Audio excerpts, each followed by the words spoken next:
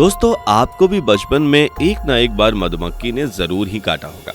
जब मधुमक्खी काटती है तो उस जगह पर सूजन आ जाती है। उस सूजन को कम करने के लिए हमारी मम्मी कितने ही घरेलू नुस्खे करती है, मगर वो सूजन कम ही नहीं होती। उस दिन के बाद से मधुमक्खी के आसपास भटकने में भी डर लगता है। क्यों, आपको भी लगता है ना? दोस्तों, जरा सोचिए, एक छोटी सी मधुमक्खी कैसे हम इंसानों को डराने पर मजबूर कर देती है। लेकिन क्या आप जानते हैं कि हमारी जिंदगी इनके अस्तित्व पर ही निर्भर करती है? जी हाँ दोस्तों, हमारी जिंदगी तब तक ही है जब तक इस धरती पर मधुमक्खियों का अस्तित्व कायम है। मधुमक्खियों के विलुप्त होते ही पूरी मानव जाति का विनाश हो जाएगा।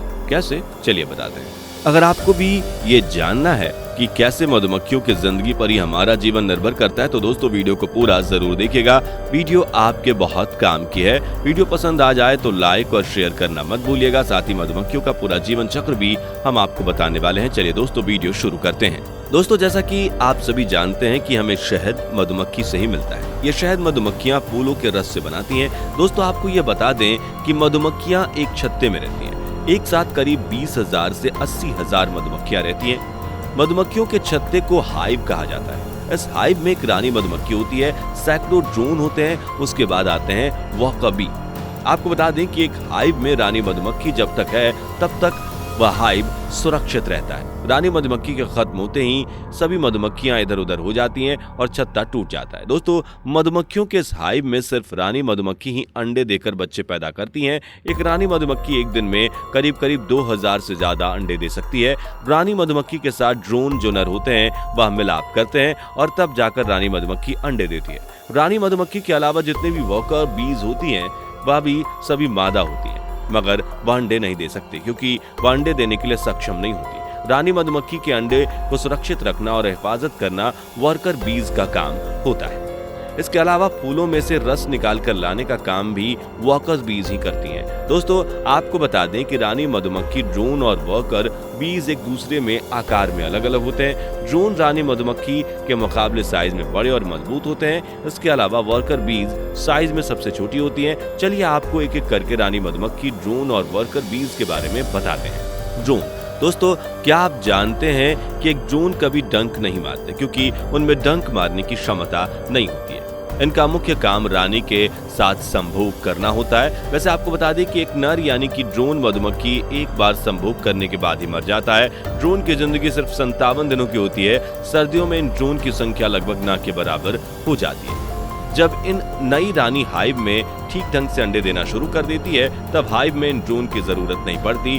तब वर्कर बीज इन ड्रोन्स को खाना देना बंद कर देती हैं और ये ड्रोन्स हाइव के बाहर निकाल दिए जाते हैं। इस तरह से ये ड्रोन्स ठंड और भूख की वजह से मर जाते हैं। इन ड्रोन्स को अक्सर निखट्टू के नाम से भी जाना जाता है। वर्कर बीज, दोस्तों, अगर वर्कर बीज की बात करें तो एक हाइव में सबसे ज्यादा अहम काम यही वर्कर बीज करती हैं। ये वर्कर बीज वैसे तो मादा होती है, मगर ये कभी अंडे नहीं देती क्योंकि इसके अंग पूरी तरह से विकसित नहीं होते। वर्कर बीज का काम फूलों से मरकंद इकट्ठा करना, शहद बनाना, हाइव की मरम्मत करना और अंडों से निकले बच्चों की देखभाल करना होता है। ये वर्कर बी शहद बनाने के लिए बहुत मेहनत करती हैं। आपको बता दें कि एक वर्कर बी को 1 लीटर शहद बनाने के लिए 40 से 45 लाख फूलों का रस निकालना पड़ता है। मधुमक्खियों का बनाया हुआ ये शहद इस धरती पर मिलने वाली सबसे शुद्ध चीज है, जिससे बिना किसी प्रिजर्वेटिव के सालों तक स्टोर किया जा सकता है। आपको बता दें कि वर्कर बीज के उदर में एक डंक होता है जिसका इस्तेमाल वह अपनी और हाइव को बचाने के लिए करती हैं।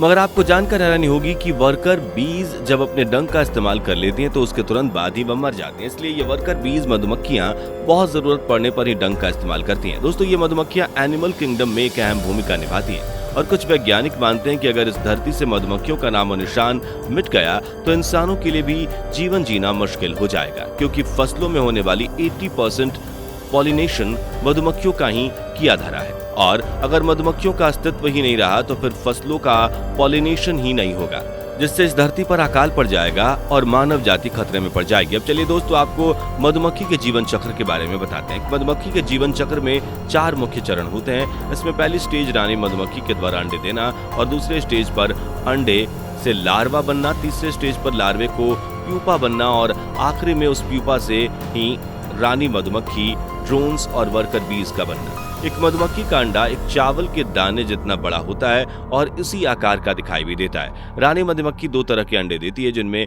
एक अंडा फर्टिलाइज्ड अंडा होता है जिसमें से रानी मधुमक्खी और वर्कर बीज निकलते हैं, और दूसरा अंडा जो फर्टिलाइज नहीं होते, इन अंडों से ड्रोन का जन्म होता है। एक मधुमक्खी के अंडे से लार्वा बनने में 3 दिन का वक्त लगता है। अगले कई दिनों तक वर्कर बीज इन्हें रॉयल जेली ही खिलाती हैं। दोस्तों, आपको बता दें कि लार्वा को खिलाने के लिए रॉयल जेली का निर्माण रानी मधुमक्खी करती है।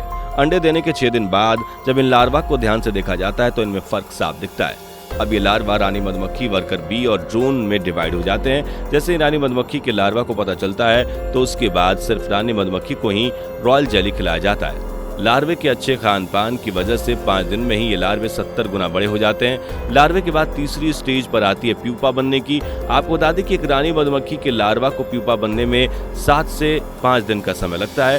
ड्रोन को 12 दिन और वर्कर बीज को 14 दिन का समय लगता है। इस दौरान इन्हें मोम जैसे कवच से ढक दिया जाता है और इसी अवस्था में इनके पैर, सिर और पंख विकसित होते हैं। कुछ दिनों बाद ही ये सभी प्यूपा एक एक करके रानी मधुमक्खी, ड्रोन और वर्कर में बदल जाते हैं। आपको बता दें कि एक मधुमक्खी के पहले चरण यानी अंडे से लेकर आखिरी चरण यानी कि एक वयस्क मधुमक्खी बनने में रानी मधुमक्खी को 16 दिन, ड्रोन्स को 21 दिन और वर्कर्स बीज को 24 दिन का समय लगता है। इस तरह से एक मधुमक्खी अपने वंश को आगे बढ़ाती है। दोस्तों, एक मधुमक्खी का ये परिवार मिलकर ही शहद बनाते हैं। कई लोग शहद बनवाने के लिए मधुमक्खियों को पालते हैं और फिर उनके शहद का व्यापार करते हैं। जो शुद्ध शहद होता है वह अधिक मीठा नहीं होता, बल्कि एक सुगंधित मीठा होता है। दोस्तों, जैसा कि आप सभी को पता है कि इस धरती पर इंसानों और जानवरों के बीच एक फूड चेन बनी हुई है, और जब तक ये फूड चेन अपने क्रम में है तब तक इस धरती पर जीवन है। जिस दिन इस फूड चेन के किसी एक जीव की सभी प्रजातियां पूरी तरह से खत्म हो जाएंगी, मानव जीवन पर इसका बहुत बुरा असर पड़ेगा। ठीक उसी तरह से मधुमक्खियों का जीवन चक्र भी इस धरती के लिए बहुत जरूरी होता है, जिसके विलुप्त होने से इंसानों की जिंदगी भी खतरे में पड़ सकती है। आज के इस वीडियो में हमने आपको दिखाया मधुमक्खी का जीवन चक्र। आज की वीडियो आपको कैसी लगी हमें कमेंट करके जरूर बताइएगा। वीडियो को लाइक और शेयर जरूर कर लीजिएगा। हमारी इस तरह की वीडियोस को देखने के लिए हमारे चैनल को सब्सक्राइब जरूर कर लीजिएगा। साथ ही साथ बेल आइकन को दबाना मत भूलिएगा। Bye bye. दोस्तों, आपको स्क्रीन पर 2 और वीडियोस दिखाई दे रही हैं, जिसे देखने के लिए स्क्रीन पर क्लिक करें।